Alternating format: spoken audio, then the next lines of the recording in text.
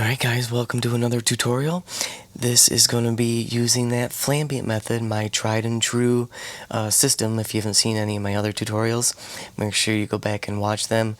I have a lot of tutorials out here on YouTube about the gear I use and the different settings and the different shooting methods, but here is a house that I use the exact same system, and I'm able to use this setup for pretty much every single one of my listings, unless it's like a dark home or if it has wood ceilings like your log homes, that type of thing. But here we are looking at a living room, pretty long living room with these like French doors, and I wanted to show those, but the problem comes in to where you can't just pop a flash over the camera.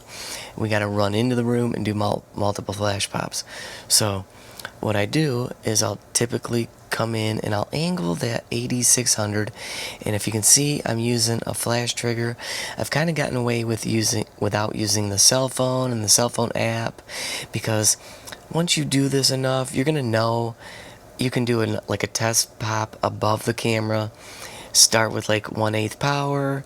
Again, I'm on the AD600, so obviously 1/8 power is going to be different if you're using like the AD200 or something. So know the gear you're using, practice, start somewhere in the middle.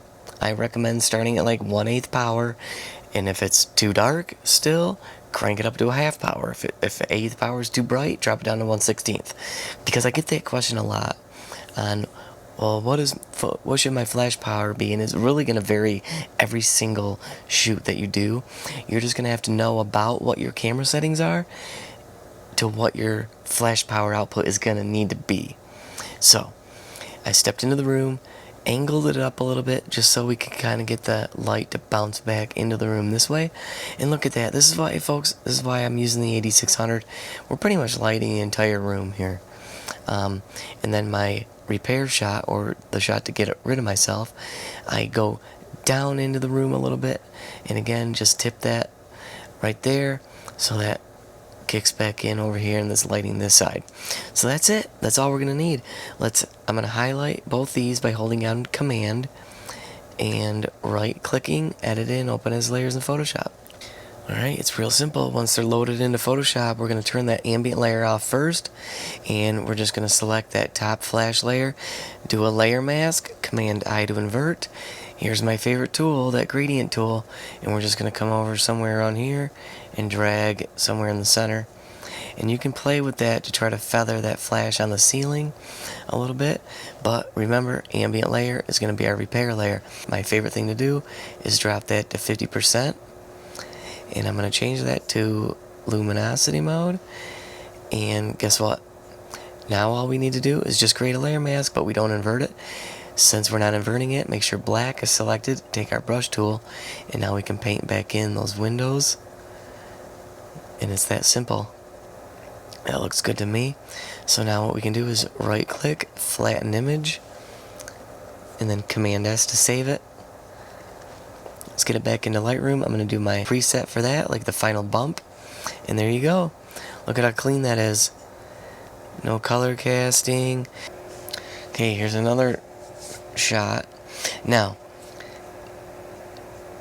even the ceilings were pink on this one. But I just popped the flash up. And if you can control your flash, this was a small room, so I wasn't too worried about it. But let me reset this. You can see that we did get some pink color casting, but I did know that this door was white, so we can pretty much bring that back to color. I knew the color wasn't far off from white, so as far as the pink, so I knew I could save it without having to get a reflector or an umbrella or anything like that. And this is what the final image looked like after a quick blend. So, alright folks, there you go. There's a fast, simple way. That's why I stress using that AD600. But leave me a comment below. Let me know what gear you're using. What methods have you found to be fast on site and fast in the editing room? I'd love to hear them, and so would everybody else. But again, thanks for watching. Hit that subscribe button. Tutorials are coming out all the time. Bye-bye.